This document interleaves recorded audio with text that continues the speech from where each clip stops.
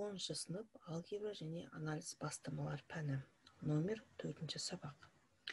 Сабақтың тақырыбы функциялардың графиктерін түрлендіру. Сіздерге қойылған мақсат функция графигін түрлендіру, орындай алу, олардың ішінде параллель көшіру, сығу және созу. Функция графигіне түрлендірулердің барлығын бір функцияға қолдануды үйрену. Жетістік критериясы: функция графигіне түрлендірулер орындай алады, көшіреді, сығады, созады. Функция графигіне түрлендірудің барлығын бір функцияға қолдануды үйренеді.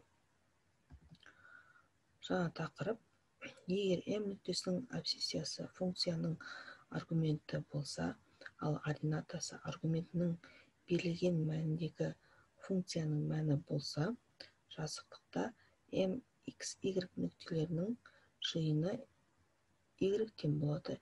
f от x штрихқа функциясының графигі деп аталады. Бірінші y-тен болады ax қосылған b сызықтық функцияның графигі түзу. Екінші y-тен болады ax квадрат плюс bx плюс c квадраттық функцияның графигі парабола. Үшінші y-тен болады k бөлінген x кері тәуелділіктің графигі гипербола. Енді осылардың негізінде қарапайым түрлендіруді қолданып функцияның графигін салу жолын қарастырайық. Бірінші y-тен болады f от x плюс d функциясының графигін салу үшін, егер d үлкен 0-ден болса, онда y-тен болады f от x штрих функциясының графигін y ординаты өзінің бойымен 10 бағытта, ал егер d кіші 0-ден болса, теріс бағытта 0-де d векторына параллель көшіру керек. Мысалы, y-тен болады x плюс 3 функцияның графигін салайық. Бұл жерде x плюс 3 функцияның графигін салу үшін жоғарыда тұжырым бойынша бізде y-тен болады x түзуі y өзінің бойымен 10 бағытта 3 бірлікке параллель көшіреді. Суретті көріп отқандарыңыздай, сызықты біз 3 есе 3-ке көтеріп, одан кейін y-тен болады x плюс 3 графигін салдық. Келесі, y-тен болады 1 бөлінген x минус 2 функциялардың графигін салу үшін, ол үшін 1 бөлінген x функциясының графигін, яғни гиперболаның y осі бойымен теріс бағытта 2 бірлікке параллель көшіреміз. Төменде берілген суретке назар аударсаңыздар, y-тен болады 1x, ол гиперболаның суреті графигі болып табылады. Ал енді бізге 1 бөлінген x минус 2 графигін салу керек. Ол көріп отқандарыңыздай төменде сызықта көрсетілген. Келесі, y-тен болады k f от x функциясының графигін салу үшін, y-тен болады f от x штрих функциясының графигін y өсі бойымен, егер k көріп отқандарыңыздай модулі есе созу және егер 0 π1 болғанда 1 бөлінген k есе кішірейтіп салу.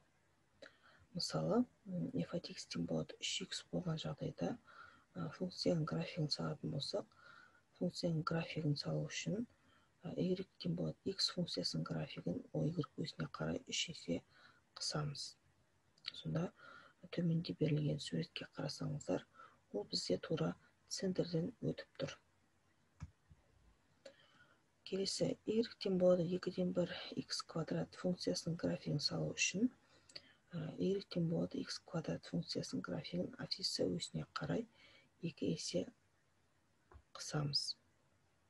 Сонда суретте көріп отқандарыңызда бірінші парабола салынған, және де оны 2 есе қысқан кезде параболадан шамалы жатқызып, y-тен болады 2-ден 1 x квадрат суреті салынған.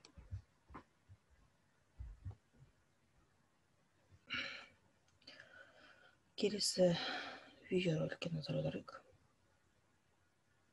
Функцияның берілу тәсілдері: аналитикалық, кестелік, графиктік функцияның сөзбен сипатталуы. Біз бүгін барлығын жеке-жеке қарастырамыз. Бірінші, мына сұраққа жауап берейік. Функцияның берілуі дегеніміз не? Егер x жиыны мен f ережесі беріліп, x жиынындағы әрбір x элементіне y-тің анықталған мәнін қоюға болатын болса, онда y тең f(x) функциясы x анықталу облысымен берілген деп аталады.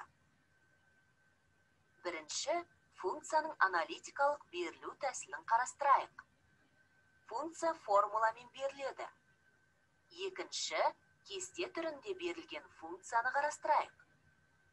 Үшінші, графиктік тәсілмен берілген функцияны қарастырайық. Бұл әдісте тік бұрышты координаталар жүйесі енгізіледі, және бұл жүйеде көптеген x, y нүктелері координаталарымен бейнеленеді. Функцияның берілу тәсілдерінің ең көп кездесетіні функцияның сөзбен сипатталуы. Функцияның сөзбен берілу тәсілін біз үнемі жүзеге асырамыз. Мысалы, y функциясы 2 мен x-тің көбейтіндісіне тең.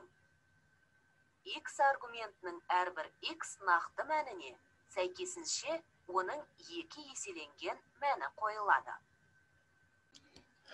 Келесі үшінші, y-тен болады f от x плюс t функциясының графигін салу үшін, y-тен болады f от x штрих функциясының графигінен o x өсінің бойымен b үлкен 0-ден болғанда b 0 векторына теріс бағытта, b кіші 0-ден болғанда 10 бағытта параллель көшіру арқылы алуға болады. Мысалы, f от x-тен болады x минус 3 жақсыртында квадрат функцияның графигін салайық. Бұл жерде парабола y-тен болады x квадрат параболасын тұрғызып, оны 3-тен 0 векторына OX өсінің бойымен параллель көшіреміз. Яғни, OX-тің бойымен 10-ға қарай 3 бірлікке параллель көшіреміз. Төменде көрсетілген суретке қарасаңыздар, центрінде ол бізде x квадрат парабола салынған, және де 3 есе көшірген кезде, 3 бірлікке көшірген кезде x минус 3 квадрат суреті функцияның графигі салынған.